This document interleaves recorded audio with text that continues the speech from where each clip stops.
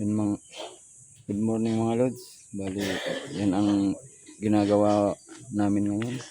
Bali, inalis na yung forma na pinurmahan namin kahapon. Pala diretso binayasan namin. Yan na. Mag-alis muna ng forma. Yan, bali, 3 poste yung nabusan namin kahapon.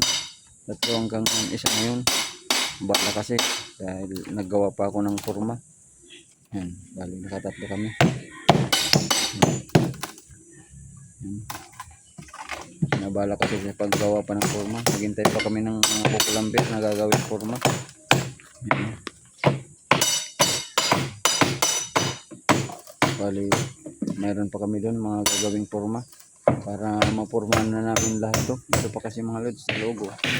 Ilang poste pa yan na pupormahan namin sa loob. Ito, sa loob na to. Yan. Dapat mapormahan na namin yan ngayon para okay na. Makapatas na kami ng mga poste. Tanggal muna ng mga forma.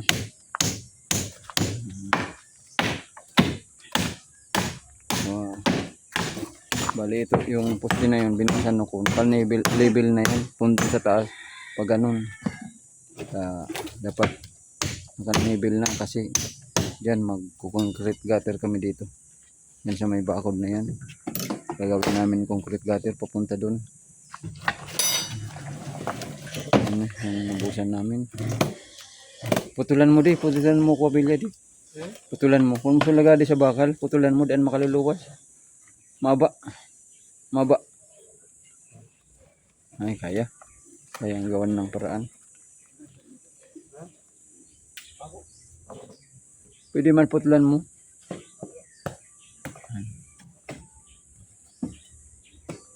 Yan na lahat gagawin namin. Lahat sa poste muna kami gagawin namin. Magpuporma, magbubuhos. Yan.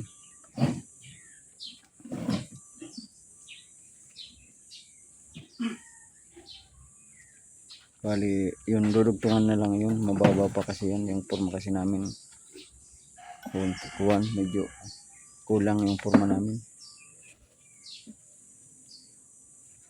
Yan. Bali, yan, naputol na yan. Nakasagabal kasi ito. Kailangan alisin. Okay.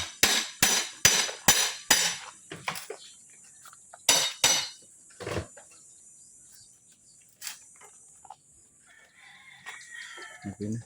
Bali yung laki ng poste. GC yan mga lods. Dahil pinalaki ko kasi mahaba kasi ito. Bali 4 meter yan 4 meter. Kasi mahaba. Kaya yung poste namin talagang GC kwadrado yan GC. Wala yung bakal namin. Yan. 4 na 12 mm. 2 10 mm.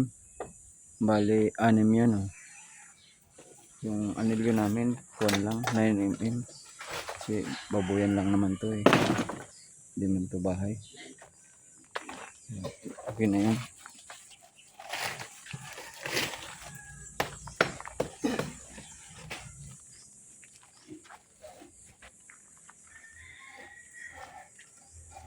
Yan na mga lods ng ka-update ko naman sa inyo. Magpuporma na ako dito sa kabila. Dito. Nagagawa na ako dyan.